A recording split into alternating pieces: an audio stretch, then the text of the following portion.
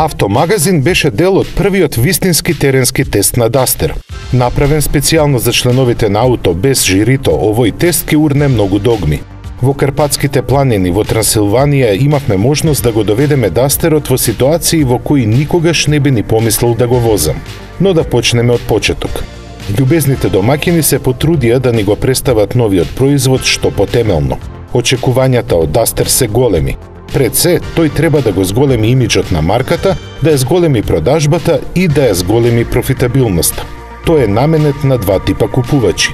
Првата група се сите оние кои возат автомобили, а сакаат да имаат 4x4 возило, додека втората група се сопственици на функционални 4x4 возила, кои се доста поскапи. Ако некој предвидуваше дека Дачија ќе се бори за споменатите атрибути, ризикуваше да биде исмеан.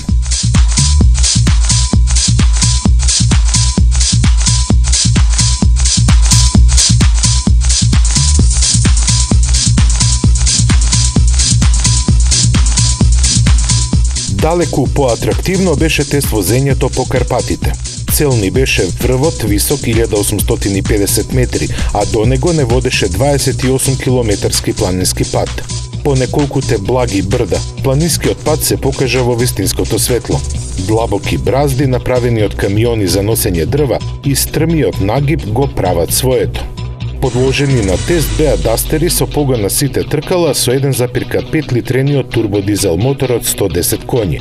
4,31 метар долгото спортско корисно возило се испорачува како теренец со 4x4 погон или со пренос на силата на предните тркала за оние кои нема да се впуштат во авантури вон асфалтот, туку од возилото бараат робусен изглед, просторен интериер и повишена позиција на седење.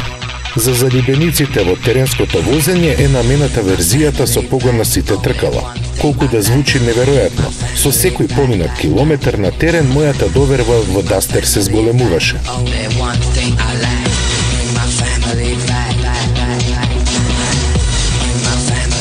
По неполн час возење се најдовме на еден од врвовите на Карпатите. Се пружаше величенствена гледка на околината измешана со чувството на триумф кое го овозможи Дастер. На враќање кон цивилизацијата имаше уште два предизвици. Првиот беше поминување на раскопан пат. Првично делуваше дека не само ќе заглавиме, туку и ќе ги оштетиме тест возилата. Со правилно наведување, како што покажуваат снимките, без никакви проблеми ги надминавме непријатните пречки. Тоа е поради системот на контрола на погонот и подвозието превземени од Nissan Qashqai, што е гаранција дека Дастер нема да заглави во првата калива пречка. Автоматскиот модус ја распределува силата и вртежниот момент зависно од моменталните услови и подлогата по која се движи.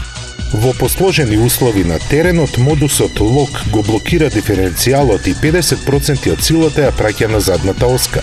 Не само што го извозевме извонредно стрмниот и тежок терен, туку се уверивме во квалитетот на Дастер.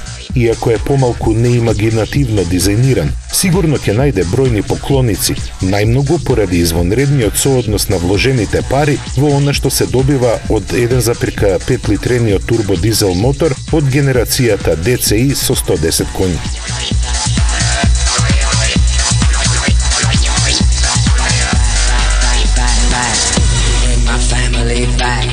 За крај, маневарските способности ги испитавме на гимкана која беше направена по сите офроуд прописи.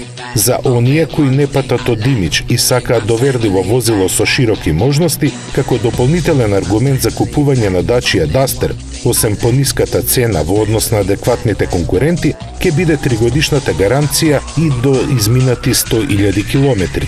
Се очекува изведбата со погон на сите тркала и 1,5 литрениот DCi мотор со 110 коњи да чини околу 15.500 евра до регистрација.